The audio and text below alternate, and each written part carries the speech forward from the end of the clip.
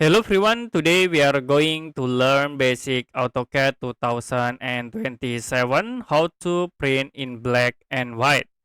So we have these example drawings, and if you want to print this drawing you can type plot, press enter, and then choose your printer name.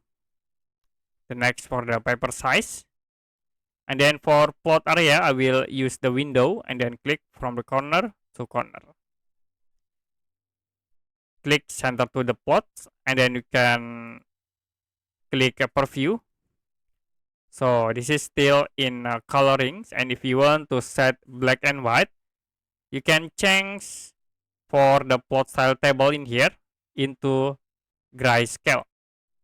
Click yes, and if you preview again, it will be print out in black and white. Okay, that's it for basic AutoCAD 2027 how to print in black and white.